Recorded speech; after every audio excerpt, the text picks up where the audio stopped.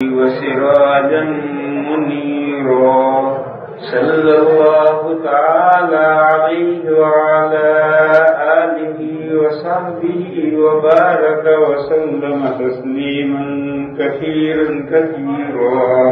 وبعد فأعوذ بالله من الشيطان الرجيم بسم الله الرحمن الرحيم من جاء بالحسنة فله 10 أمثالها ومن جاء بالسيئة فلا يجزى إلا مثلها وهم لا يظلمون۔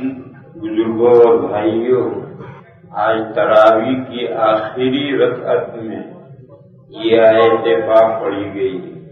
اس آیت پاک میں یہ بیان کیا ہے کہ اس امت کے لیے یہ ضابطہ ہے کہ نیکی کا کم از کم 10 گنا صلہ ملے گا۔ من جاء بالحسنۃ فلہ 10 امثالھا، جو کوئی نیکی لے کر آئے گا اس کو اس کا 10 گنا دیا جائے گا، یہ مینیمم۔ اور برائی کے سلسلے میں یہ ضابطہ نہیں۔ برائی کے سلسلے میں 2 ضابطے ہیں۔ ایک، جتنی برائی کی ہے اتنی سزا۔ وَمَنْ جَاءَ بِالسَّيِّئَةِ فَلَا يُجْزَى إِلَّا مِثْلَهَا، جتنی کوانٹٹی، کوالٹی، تعداد کتنی ہے، گناہ بھاری ہلکا کیسا ہے، گناہ کی تعداد کے اعتبار سے اور اس کے ہلکے بھاری ہونے کے اعتبار سے جتنا گناہ کیا ہے سیم الا مثلا، اس کے سیم، اس کے مانی، اس کے برابر بدلہ دیا جائے۔ دوسرا ضابطہ گناہوں کے بارے میں یہ ہے وَلَا تَزِرُ وَازِرَةٌ وِزْرَ أُخْرَىٰ، کوئی بوجھ اٹھانے والا دوسرے کے بوجھ کو نہیں اٹھائے گا۔ وَلَا تَزِرُ وَازِرَةٌ وِزْرَ أُخْرَىٰ، ہر ایک کو اپنے گناہوں کی گٹھڑی اٹھانی، اس کے گناہوں کی گٹھڑی دوسرا کوئی نہیں اٹھائے، جس نے کیا وہی بھرے گا۔ یہ گناہوں کے سلسلے میں 2 ضابطے ہیں، نیکیوں کے سلسلے میں یہ 2 ضابطے نہیں۔ پہلا ضابطہ تو یہ ہے کہ کم از کم 10 گنا نیکی ثواب دیا جائے، اور دوسرا ضابطہ یہ ہے کہ ایک کا عمل اگر وہ دوسرے کو اس کا ثواب دے دے تو دوسرے کو ثواب پہنچ جاتا ہے۔ اس میں اختلاف ہے کہ کون سے عمل کا ثواب پہنچتا ہے، ہم اس جھگڑے میں نہیں پڑتے۔ اس میں تو سب کا اتفاق ہے، کوئی اختلاف نہیں ہے کہ اگر کوئی صدقہ کرے میت کی طرف سے تو لا محالہ اس کا ثواب پہنچتا ہے۔ تو میں نے یہ صدقہ کیا، یہ میرا عمل، اور اس کا ثواب میں نے اپنے ابا کو یا امی کو بخشا تو ان کو پہنچ گیا۔ تو نیکی کا، ایک کی نیکی کا ثواب دوسرے کو پہنچتا ہے، اور نیکی کا کم سے کم 10 گنا ثواب ملتا ہے۔ گناہ میں یہ 2 ضابطے نہیں، وہاں ضابطہ ہے کہ جتنا گناہ کیا ہے اتنی ہی سزا، بڑھے گی نہیں۔ اور جس کا گناہ ہے وہی اپنی گٹھڑی اٹھائے، اس کی گٹھڑی دوسرا کوئی نہیں اٹھائے گا، وہ دوسرے کے سر اپنا گناہ ڈالنا چاہے گا، دوسرے کے سر نہیں پڑے گا۔ یہاں رک کر کے یہ مسئلہ سمجھنا چاہیے کہ تسبب یہاں زیر بحث نہیں۔ اگر کوئی نیکی کا سبب ہے تو نیکی کا سبب ہونے کی وجہ سے جو ثواب ملتا ہے، ایسے ہی اگر کوئی برائی کا سبب ہے اور اس سبب کی وجہ سے جو برائی پہنچتی ہے، یہ تسبب کا مسئلہ الگ ہے۔ حدیث میں ہے من سن سنتا حسنۃ فلہ اجرها واجر من عمل بها، جو شخص کوئی اچھا راستہ ڈالتا ہے تو اس راستہ اچھا راستہ ڈالنے کا ثواب بھی اسے ملے گا جس نے اچھا راستہ ڈالا ہے، پھر اس اچھے راستے پر جتنے چلیں گے ان کے ثواب میں سے کچھ حصہ اس اچھا راستہ ڈالنے والے کو بھی پہنچے۔ وَمَن سَنَّ سُنَّةً سَيِّئَةً فَعَلَيْهِ وِزْرُهَا وَوِزْرُ مَنْ عَمِلَ بِهَا، اسی طرح سے اگر کوئی غلط راستہ ڈالتا ہے تو وہ غلط راستہ کھولنے کا گناہ بھی اسے ہوگا، پھر اس غلط راستے پر جتنے چلیں گے ان کے وبال میں سے کچھ اسے ضرور پہنچے، کل ہی وہ واقعہ گزرا تھا کہ آدم علیہ السلام کے 2 بیٹوں میں سے ایک نے دوسرے بھائی کو ناحق قتل کیا۔ اس واقعے کے سلسلے میں نبی پاک صلی اللہ تعالی علیہ وسلم نے فرمایا کہ ناحق قتل کی ابتدا کی اس نے، لہذا قیامت تک جتنے ناحق قتل ہوں گے ان کے گناہوں میں سے ایک حصہ آدم علیہ السلام کے اس پہلے بیٹے کو پہنچے۔ کتنے قیامت تک بے ناحق کتنے قتل ہوں گے، ان سب قتلوں میں سے ایک حصہ آدم علیہ السلام کے اس پہلے بیٹے کو پہنچنا ہے، کیونکہ اس نے ناحق قتل کا سلسلہ شروع کیا، ایک برا راستہ ڈالا۔ اسی طرح سے جو نیکی کے راستے ڈالتے ہیں، ان نیکیوں پہ جب تک لوگ چلتے رہیں گے اس کا کچھ نہ کچھ ثواب اس نیکی کے نیک کام کا راستہ ڈالنے والے کو پہنچے گا۔ یہ جو سلسلہ ہے یہ تسبب ہے، سبب بننا ہے۔ اس مسئلے کو الگ کر دو، اس سے کسی کو اشکال نہ ہو۔ جہاں تسبب نہ ہو وہاں کے لیے میں بتا رہا ہوں کہ نیکیوں کے لیے 2 ضابطے ہیں، ایک 10 گنا کم سے کم، اور ایک کی نیکی دوسرے کو پہنچتی ہے، ایصال ثواب ہوتا ہے۔ ایصال ثواب میں کوئی تسبب نہیں، میرا اپنا عمل ہے، اور میں اس کو کسی میت کو یا کسی زندے کو بخشوں تو بخشنا درست ہے، اس کو عمل کا ثواب پہنچتا ہے۔ اور گناہوں کے سلسلے میں 2 ضابطے ہیں، جتنا گناہ ہے اتنی ہی سزا ہے، زائد نہیں، اور جس کا گناہ ہے وہی اٹھائے، اس کی گردی دوسرا کوئی نہیں اٹھائے گا۔ دونوں کی دلیل ہے وَهُمْ لَا يُظْلَمُونَ وَمَنْ جَاءَ بِالسَّيِّئَةِ فَلَا يُجْزَى إِلَّا مِثْلَهَا وَهُمْ لَا يُظْلَمُونَ۔ یہ وَهُمْ لَا يُظْلَمُونَ یہ دلیل ہے دونوں۔ ظلم کہتے ہیں کسی کا حق مارنا۔ ایک شخص نے نوکری کی ملازمت کی، اس کی دن بھر کی تنخواہ $40 ہوئی، یہ 40 نہ دینا، اس میں کم کر دینا، یہ ظلم ہے۔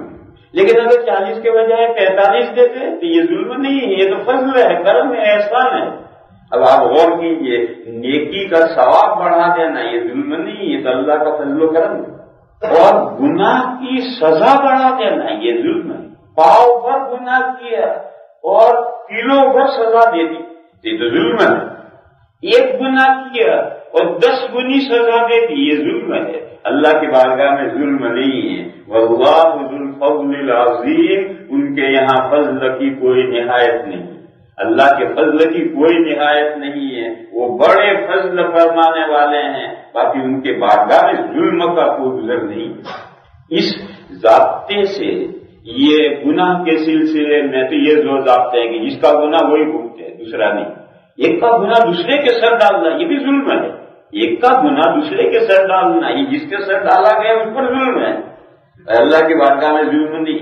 جتنا گناہ کیا اتنی ہی سزا، زائد سزا دینا یہ بھی ظلم ہے، اللہ کی بارگاہ میں ظلم نہیں۔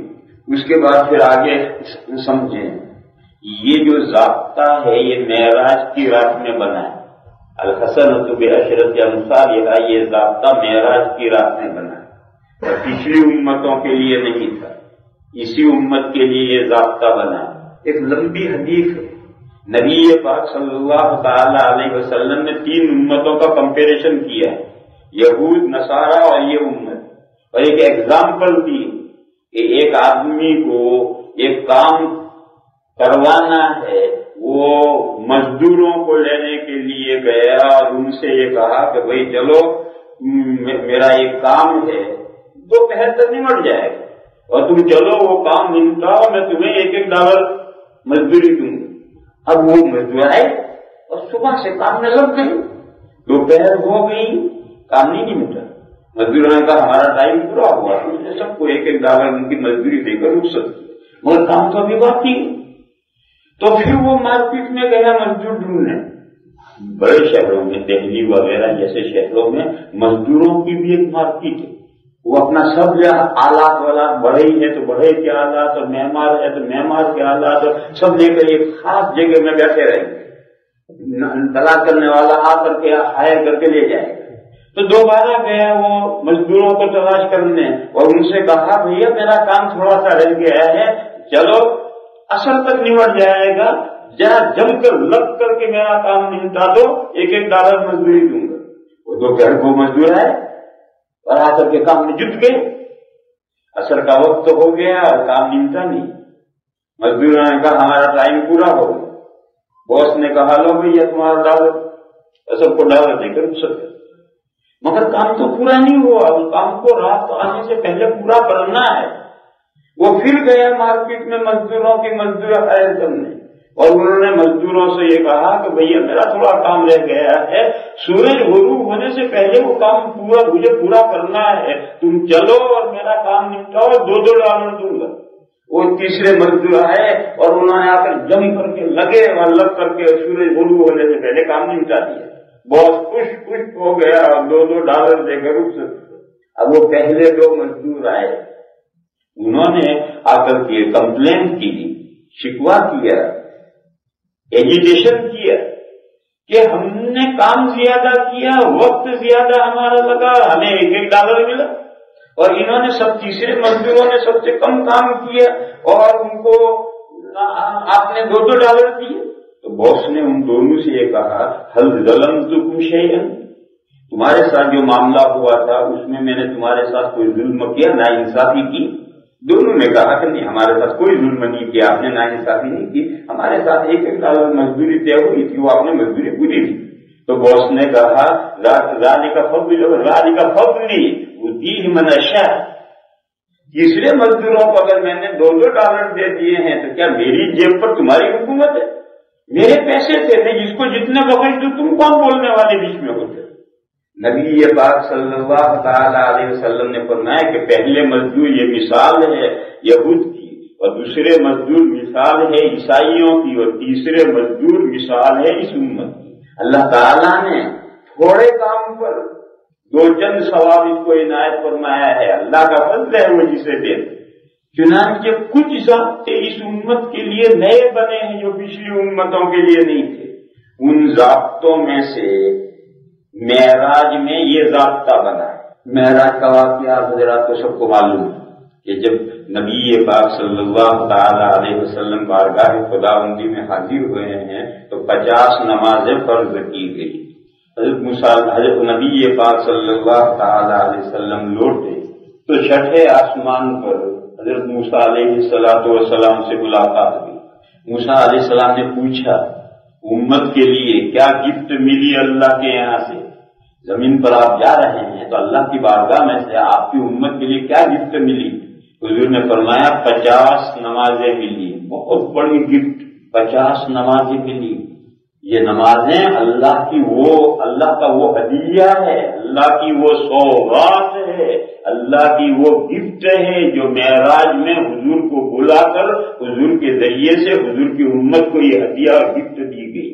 آج جس کو ہم میں سے کچھ لوگ بوجھ سمجھتے ہیں، جو اللہ کے نمازی بندے ہیں وہ وہی نہیں سمجھتے.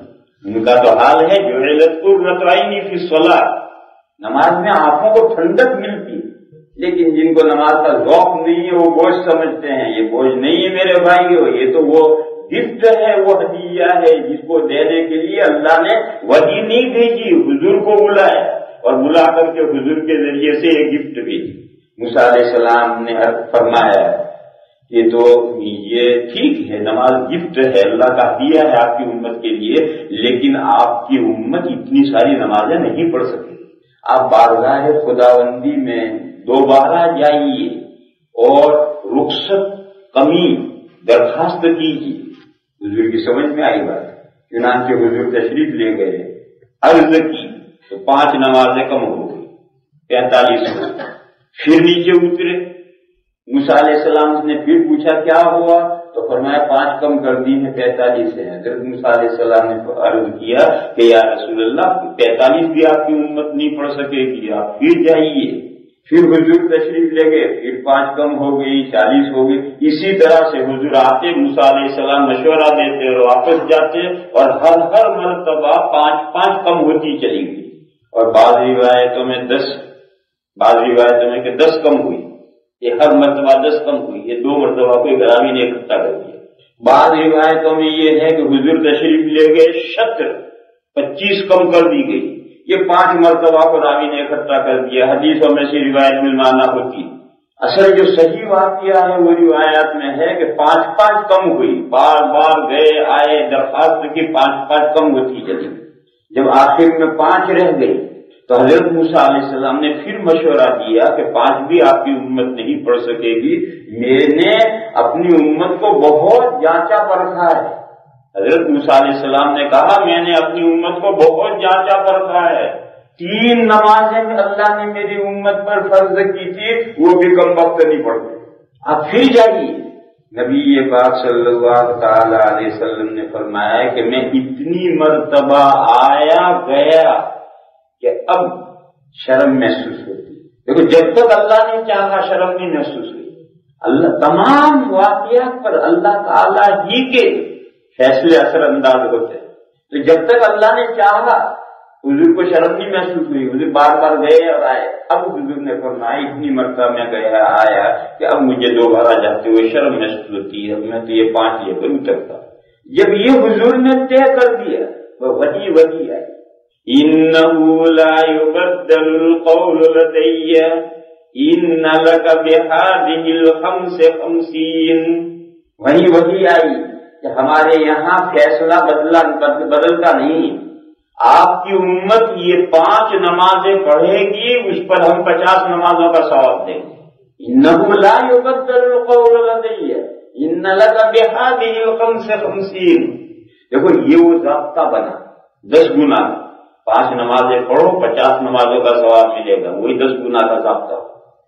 تو اصل یہ ضابطہ معراج کی رات میں بنا ہے اور نمازوں کے تعلق سے بنا ہے، پھر یہ ضابطہ اس امت کے لیے تمام نیکیوں میں عام کر دیا گیا، مگر اس میں سے 2 چیزیں مستثنا ہیں، اس ضابطے میں سے 2 چیزیں مستثنا ہیں۔ ایک روزہ تمام نیکیوں کے لیے، الحسنۃ بعشر امثالها الى 700 ضعف، مینیمم 10 گنا، میکسیمم 700 گنا، یہ تمام نیکیوں کے لیے ضابطہ ہے۔ کم سے کم 10 گنا تو ثواب ملے گا ہی، لیکن اس سے زائد بھی مل سکتا ہے، زائد 700 گنا تک جاتا ہے، یہ ان کا میکسیمم ہے، لیکن روزہ اس سے مستثنا ہے، اس کا مینیمم تو یہی ہے مگر اس کا میکسیمم 700 گنا نہیں ہے۔ کتنا ہے میکسیمم وہ بتایا ہی نہیں اللہ نے، حضور نے فرمایا الحسنۃ بعشرۃ امثالها الى 700 ضعف الا الصوم، الا الصوم ایکسیپشن، باقاعدہ استثناء ہے، الا الصوم، قال اللہ تعالی الصوم لی وانا اجزی بہ، دوسری حدیث میں فرمایا للصائم فرحتان، فرحۃ عند فطرہ وفرحۃ عند لقاء ربہ، حضور نے فرمایا کہ ہر نیکی کا 10 گنا سے لے کر 700 گنا تک ثواب ملتا ہے، مگر روزہ اس سے مستثنا ہے۔ اللہ پاک یہ ارشاد فرماتے ہیں کہ بندہ روزہ میرے لیے رکھتا ہے لہذا اس کا صلہ میں ہی دوں گا۔ دوسری حدیث میں ہے کہ روزے دار کے لیے 2 خوشیاں ہیں، یہ خوشی افطار کے وقت ہوتی ہے جب امام صاحب اعلان کرتے ہیں کہ افطار ایریے میں پہنچو، اور یہ خوشی جب اللہ سے بندے کی ملاقات ہوگی اور بندے کو اس کے روزوں کا ثواب دیا جائے گا تو اس کے سام گمان سے زیادہ دیا جائے گا، اس وقت وہ نہال ہو جائے گا، خوش ہو جائے گا۔ تو میکسیمم تو روزے کا بھی ہوئی، مینیمم تو روزے کا بھی ہوئی، لیکن میکسیمم نہیں جاتا ہے کہا۔ لیکن میرے بھائیوں ایک خاص نقطہ روزے کے سلسلے میں سنو، آپ حضرات جانتے ہیں کہ روزہ نام ہے حلال سے بچنے، کھانا حلال ہے، روزے میں کھا نہیں سکتے، پینا حلال ہے، روزے میں پی نہیں سکتے، بیوی حلال ہے، روزے میں مباشرت نہیں کر سکتے۔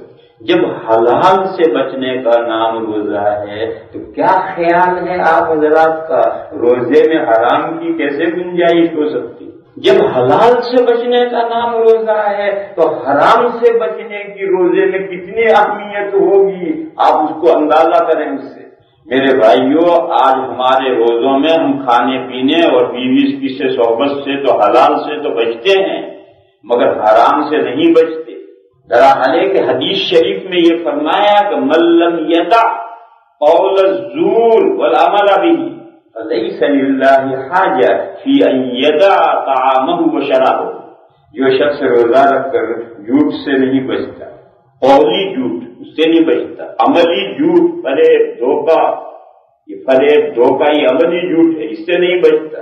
تو اللہ تعالیٰ کو کیا حاجت ہے اس کی کہ وہ کھانا چھوڑ دے، پینا چھوڑ دے؟ کھانا اور پینا چھوڑنا ہے تو حلال کو چھوڑنا ہے۔ جب تو حرام سے نہیں بچتا، روزے کی حالت میں جھوٹ بولتا ہے، روزے کی حالت میں غلط کام کرتا ہے، یعنی حرام سے نہیں بچتا، تو پھر تیرے حلال سے بچنے کے، کھانا پینا چھوڑنے کا کیا حاصل ہے اور کیا فائدہ ہے؟ اللہ کو کیا حاجت ہے تیری؟ اس حدیث شریف سے یہ معلوم ہوا کہ روزے میں حلال سے بچنے کا، رکنے کا نام روزہ ہے، مگر روزے میں حرام سے بچنا اس سے زیادہ اہمیت رکھتا ہے۔ سب سے پہلے تو حرام سے بچنا ہے، اگر حرام سے نہ بچو۔ تمام محدثین کرام نے یہ حدیث شریف فی الغیبۃ للصائم اس باب میں ذکر کی۔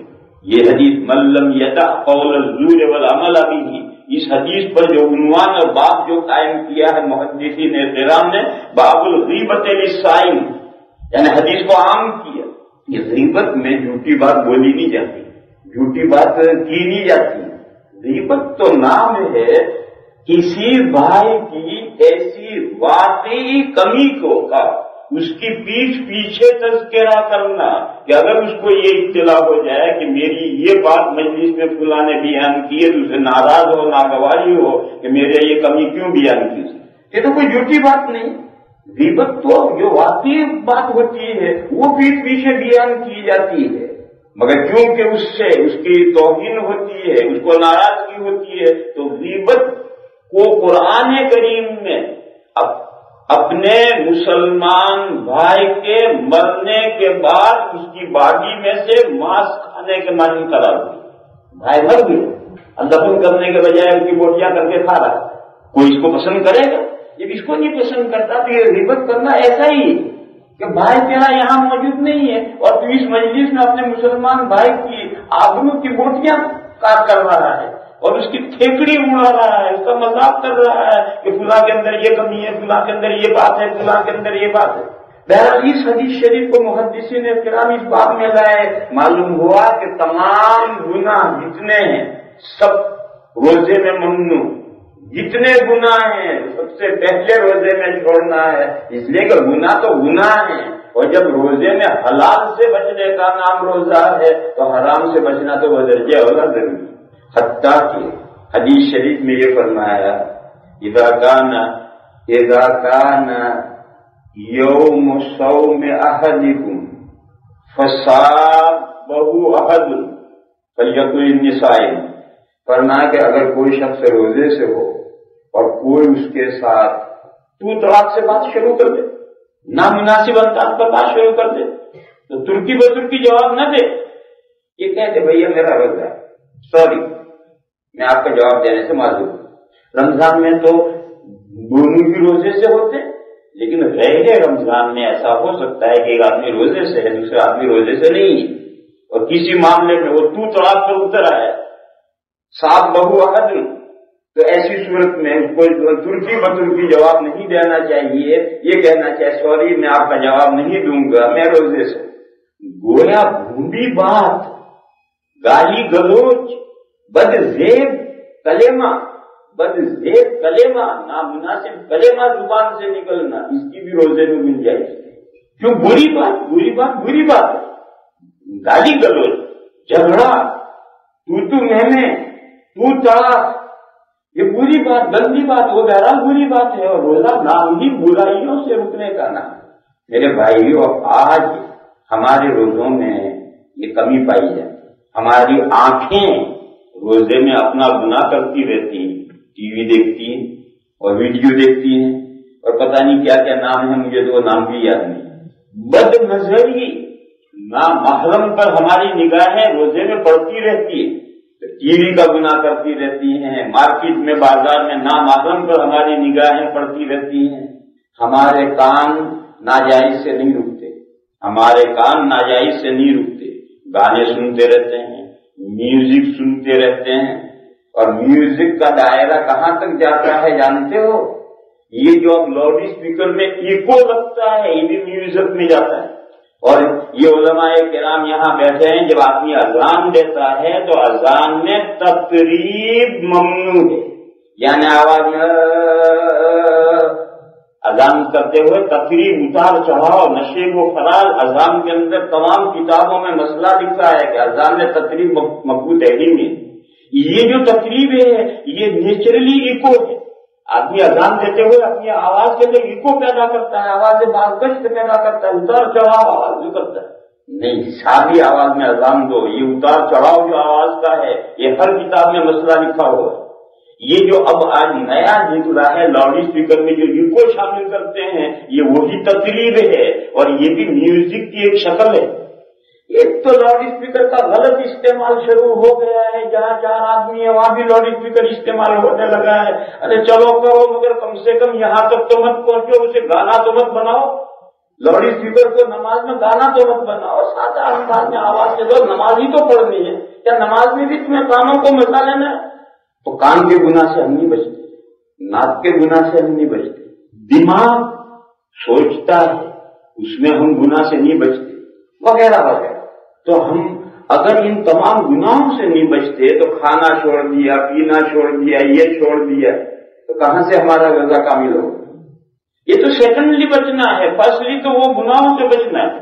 اس لیے میرے بھائیوں، ہمارے روزوں کی جو حقیقتیں ہیں ان حقیقتوں کو تام کرنے کی محنتیں کرو۔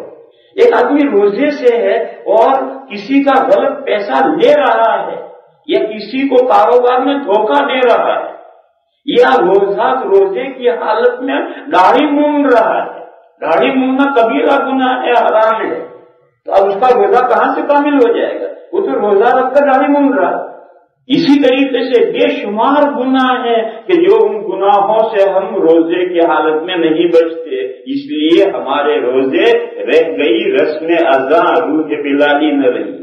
آج ہمیں اپنے روزوں میں جو انوار نہیں محسوس ہوتے، ہمیں اپنے روزوں کے اندر جو برکتیں نہیں محسوس ہوتی ہیں، آپ ذرا کوشش کریں، ہاتھ کنگن کو عرصی کیا، یہ محاورہ سمجھتے ہو؟ کنگن کہتے ہیں چوڑیوں، ہاتھ میں چوڑیاں پہنی، کہ ذرا آئینہ لگا لانا میں دیکھوں میری چوڑیاں کیسی ہیں، تیرے ہاتھ میں کنگن ہے یار، اب اس میں آئینہ کیا چاہیے تجھے؟ ہاں، ناک میں تو نے پہن رکھا، عورتیں پہنتی ناک میں کچھ پہنتی ہے، یا مرد نے مونچھ بنائی، کہ ذرا آئینہ لانا میں دیکھوں میرا زیور کیسا لگتا ہے، تو یہ ناک کا جو آئینے میں دیکھیں گے، لیکن ہاتھ میں چوڑیاں پہن رکھی، ذرا مجھے آئینہ دکھائیے میں اپنی چوڑیاں دیکھوں، تو محاورہ ہے کہ ہاتھ کنگن کو آرسی کیا، اس کو لیے آرسی کی کیا ضرورت؟ تو میں ایسا ہی موٹا سا فارمولا بتاتا ہوں، اس کے لیے کوئی کسی سے پوچھنے کی ضرورت نہیں۔ آپ تمام ناجائز کاموں سے روزے کو بچائیے، اور یہ جو 3 حلال کام ہیں ان سے بھی بچائیے، کھانا پینا اور بیوی، ان 3 سے بھی بچیے، رکیے، اور تو کوئی گناہ، میں کبھی صغائر کو نہیں کہتا ہوں، چھوڑو صغائر کو، کبائر کو کم سے کم بچ کر دکھاؤ، کبیرہ گناہوں سے روزے میں بچ جاؤ، پھر دیکھو ہفتے کے اندر تمہارے قلب کی حالت کیسی پلٹتی۔ آج ہم پورا مہینہ گزر جاتا ہے اور ہمیں روزوں کی کوئی برکات محسوس نہیں ہوتی، وہ کیوں نہیں محسوس ہوتی؟ ہمارے روزے ہی ناقص۔ تو بہرحال میں عرض یہ کر رہا ہوں کہ روزے کا ایکسیپشن ہے، اس کا ثواب 700 گنا پر نہیں رکتا، کہاں تک جائے گا اللہ جانے کہاں تک جائے۔ دوسرا استثناء ہے انفاق فی سبیل اللہ۔ فی سبیل اللہ یہ قرآن کی اور حدیث کی اصطلاح ہے، اللہ کے راستے میں یعنی جہاد اور قتال میں خرچ کرنا، اس کا مینیمم 700 گنا سے شروع ہوتا ہے، 10 گنا سے اس کا مینیمم نہیں شروع ہوتا، اس کا مینیمم 700 گنا سے شروع ہوتا ہے، اور میکسیمم ہے ہی نہیں اس کا۔ ارشاد فرمایا مثل الذین ينفقون اموالهم فی سبیل اللہ کمثل حبۃ انبتت 7 سنابل فی کل سنبلۃ 100 حبۃ واللہ یضاعف لمن یشاء۔ اس آیت کریمہ میں یہ مضمون ہے کہ انفاق فی سبیل اللہ یہ خاص مصرف ہے، جہاد و قتال میں خرچ کرنا، اس کا ثواب اسٹارٹ ہوتا ہے 700 گنا سے۔ جیسے ایک دانہ بویا، اس میں سے 7 پودے نکلے، اس میں سے پودا نکلا، اس میں 7 بالیاں آئیں، اور ہر بالی میں 700 دانے، وہ ہر بالی میں 100 دانے، یعنی ایک دانے سے 700 دانے پیدا ہوئے، یہ اس کا منیمم ہے۔ واللہ یضاعف لمن یشاء، اللہ جس کے لیے چاہتے ہیں بڑھاتے ہیں، یعنی اس کا کوئی میکسیمم ہی نہیں۔ تو یہ دو معاملات تو مستثنا ہیں، انفاق فی سبیل اللہ اور روزہ۔ ان دو کے علاوہ تمام نیکیوں کے لیے یہ ضابطہ عام کر دیا گیا ہے جو معراج میں نمازوں کے سلسلے میں سب سے پہلے بنا تھا، پھر یہ ضابطہ عام کر دیا گیا ہے۔ اور یہ نمازوں کا جو معاملہ تھا وہ اسی امت کے ساتھ پیش آیا ہے، لہذا یہ 10 گنا کا ضابطہ بھی اسی امت کے لیے ہے، پچھلی امتوں کے لیے نہیں تھا۔ دوسری بات، بڑے دن اور بڑی راتیں، بڑے دن اور بڑی راتوں کا ضابطہ بھی اسی امت کے لیے بنا ہے، پچھلی امتوں کے لیے نہیں تھا۔ پچھلی امتوں کے لیے بڑا دن اور بڑی راتیں نہیں تھی، سب سوا سوا ہیں۔ آج بھی یہود ہیں دنیا میں، جوئش ہیں، کرسچن ہیں، جاؤ ان کے مذہب میں کوئی بڑا دن کوئی بڑی رات نہیں، اور وہ بڑا دن بڑی رات اگر ہیں بھی تو انہوں نے بعد میں ان کی شریعت میں کوئی بڑا دن بڑی رات نہیں۔ مثلا عیسیٰ علیہ السلام کو ان کے خیال کے مطابق پھانسی دی گئی، وہ ان کا ایک بڑا دن ہو گیا۔ کرسمس کا کہتے ہیں کرسمس، اب یہ تو حضرت عیسیٰ علیہ السلام کی ان کے خیال کے مطابق جب عیسیٰ علیہ السلام دنیا سے چلے گئے تو اب یہ ان کی شریعت کا تھوڑے ہی ہے، تو بعد میں بڑھایا لوگوں نے۔ یہ ایسا ہی ہے جیسے ہمارے یہاں 12 وفات مناتے ہیں، ہمارے گجراتی 12 وفات مناتے ہیں۔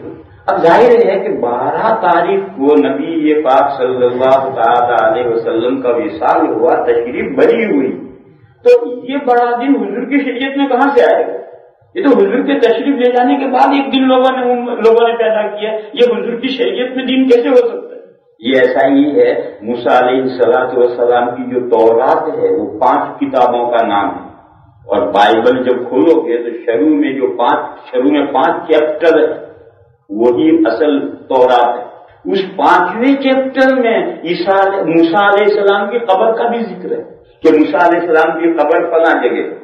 اللہ غنی، جو کتاب موسیٰ علیہ السلام پر اتری ہے اس میں موسیٰ علیہ السلام کی قبر کہاں سے آ گئی؟ یہ تو خود دلیل ہے کہ گڑبڑ کی ہے پیچھے لوگوں نے۔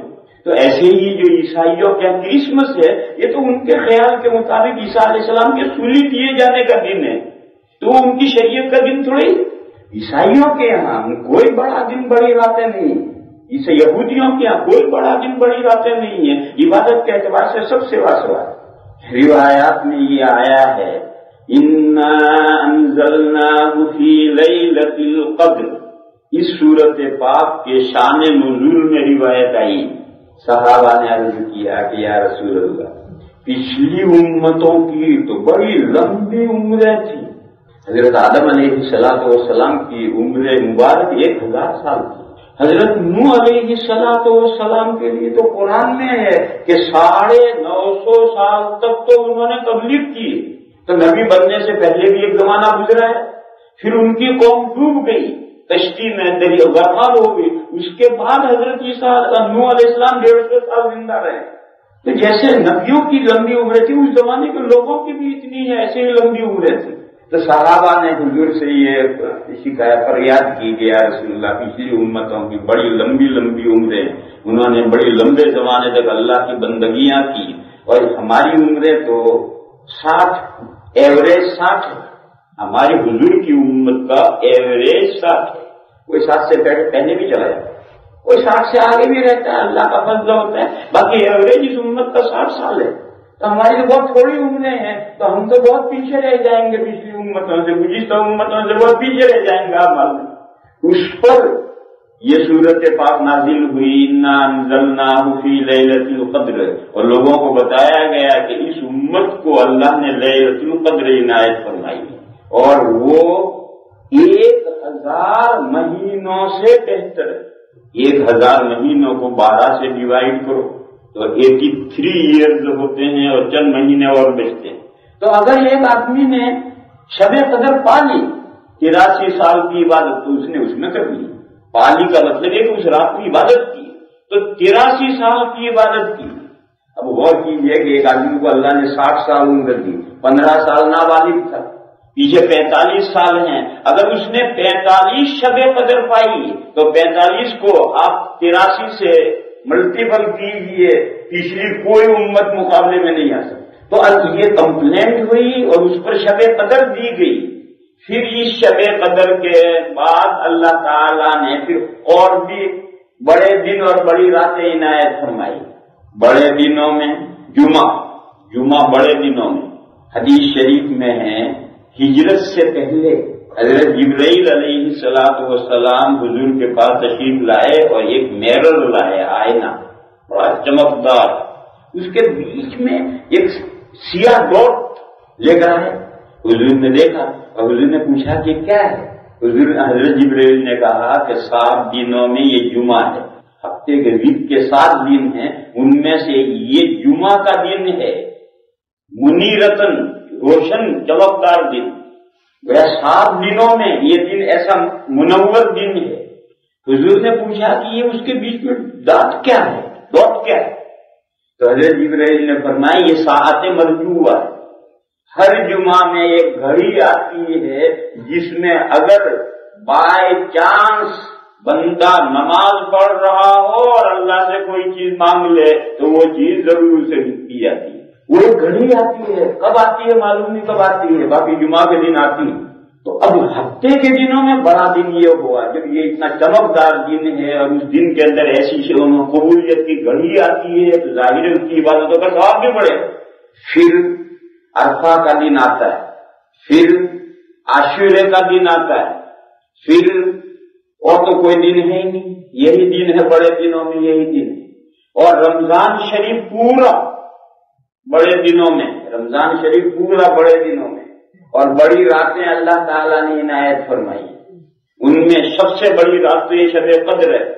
پھر اس کے بعد عیدین کی 2 راتیں ہیں، یعنی رمضان کا چاند نظر آئے گا، یہ عید کی رات آئے گی۔ ہاں بڑے دنوں میں ایک رہ گیا، بڑے دنوں میں ذی الحجہ کے شروع کے 10 دن، وہ بھی بڑے دنوں میں، ذی الحجہ کے شروع کے 10 دن یہ بھی بڑے دنوں میں، حدیثوں میں ان کے ثواب بیان کیا گیا۔ اور بڑی راتوں میں شب قدر ہے، رمضان کی ساری راتیں ہیں، پھر عیدین کی 2 راتیں ہیں، یہ سب بڑی راتیں ہیں جن میں ثواب کا اعمال کا ثواب بڑھتا ہے۔ اس میں کچھ راتیں لوگوں نے خواہ بڑھائی، لا اصل لہو، اس کا کوئی ثبوت نہیں ہے، ان میں سے شب معراج ہے، یہ بے اصل رات ہے۔ 26 تاریخ رجب کی 26 ختم ہو کر جو رات آئے گی 27ویں رات، اس کو معراج کی رات لوگوں نے کرا۔ وہ بڑے دن اور بڑی راتیں اللہ نے اس امت کو کیوں دی ہیں؟ تاکہ یہ امت پچھلی امتوں سے پیچھے نہ رہے۔ شب قدر دی، دوسری دی، تیسری دی، دن دیے، رات دیے، مگر امت کو ان بڑے دنوں اور بڑے راتوں کے سلسلے میں ایک بہت بڑی غفلت کا سامنا ہو گیا، وہ یہ ہے کہ امت اعمال سے پوری ہو گئی اور فضائل پر تکیہ کر کے بیٹھ گئی۔ جو کمپلسری اعمال ہیں، فرائض اور واجبات، اس سے تو امت پوری ہو گئی، اور ان بڑے دنوں اور بڑی راتوں کے جو فضائل ہیں اسی پر تکیہ کر کے بیٹھ گئی کہ بڑے دنوں میں اور بڑی راتوں میں کر لو بیڑا پار ہو جائے۔ میں نے کبھی بار بار میں اس کی مثال دیتا ہوں کہ یہ جو فرائض اور واجبات ہیں یہ تو دین کا، آدمی کے دین کا ڈھانچہ ہے، اس ڈھانچے میں فنیشنگ، اس ڈھانچے میں رنگ روگن قلعی، پینٹنگ، یہ فضائل اعمال کی روایتوں سے کام ہوتا ہے۔ اور جس کے پاس فرائض ہی نہیں ہے، دین کا ڈھانچہ ہی نہیں ہے، تو اگر وہ بڑے دن میں عبادتیں کرے گا، بڑی راتوں میں عبادت کرے گا تو کہاں پینٹنگ کرے گا، کائی کی فنیشنگ کرے گا؟ ہوا میں برش مار رہا ہے، ہوا میں برش مار رہا ہے کہ میری بلڈنگ شاندار ہو جائے، کہ تیری بلڈنگ ہے کہاں جو شاندار ہو جائے؟ اس لیے میرے بھائیوں، دھوکے سے نہیں ہوتا ہے، حقیقت کو سمجھو۔ یہ سب اللہ تعالیٰ نے ہمارے دین کی تعلیمات کو، ہمارے دین کے محل کو شاندار بنانے کے لیے اللہ تعالیٰ نے یہ بڑے دن اور بڑی راتیں دی۔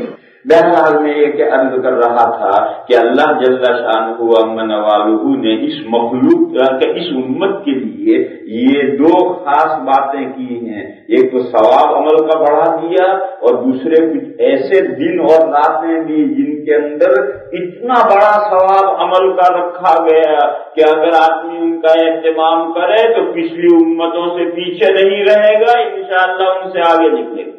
کہنا یہ ہے کہ اس ماہ مبارک میں جو عمل ہے 3-4 عمل ہے، ایک تو روزہ ہے، روزے کو کما حق رکھنے کی کوشش کرنی ہے، اللہ مجھے بھی توفیق دے، آپ حضرات کو بھی توفیق دے۔ اور وہ کما حق کا مطلب کیا ہے؟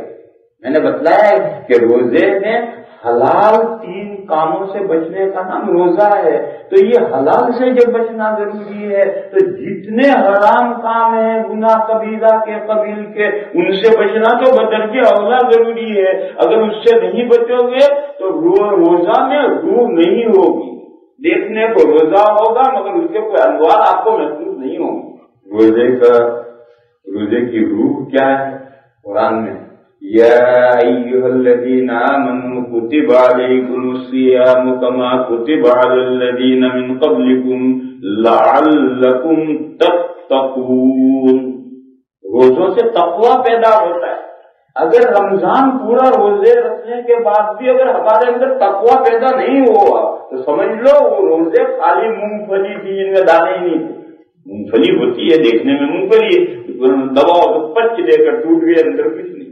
تو ہمارے روزے اس مونگ پھلی جیسے ہیں جس کے اندر دانے ہی نہیں ہیں، کیونکہ 29 دن روزے رکھے اور اس کے بعد عید کے دن اور عید کے اگلے دن ہماری طبیعت میں کوئی تقوی اور پرہیزگاری تو پیدا ہوئی نہیں، ہم گناہوں سے تو بچنے کا کوئی اہتمام کر ہی نہیں رہے۔ اس کا مطلب کہ روزے وہ نام کے مہینہ پورا ہوتے ہوتے آدمی کی طبیعت میں تقوی پیدا ہونا چاہیے، اللہ کا ڈر اور خوف پیدا ہونا چاہیے، شریعت میں جو کام ناجائز ہیں ان سے بچنے کا اہتمام شروع ہو جانا چاہیے۔ اگر اس سے بچنے کا اہتمام نہیں ہوا تو روزوں کا فائدہ کا محفوظ نہیں ہو۔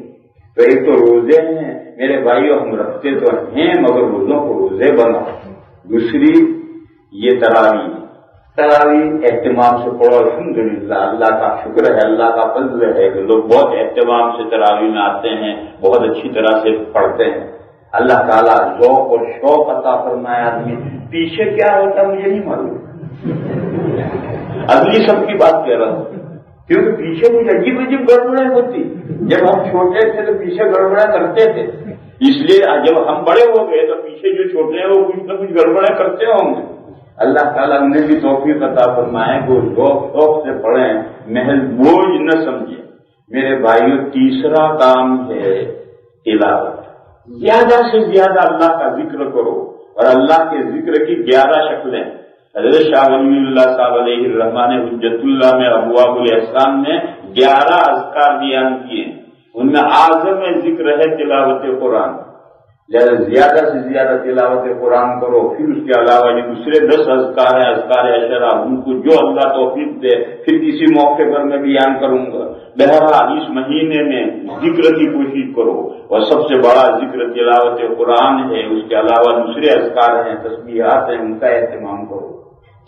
چوتھی چیز، اس مہینے میں مسلمان عام طور پر اپنی زکاتوں کے حساب کرتے ہیں اور زکاتیں نکالتے ہیں، لہذا اس سلسلے کے مسائل بھی جاننے ضروری ہیں تاکہ مسلمان اس پر عمل کر سکے۔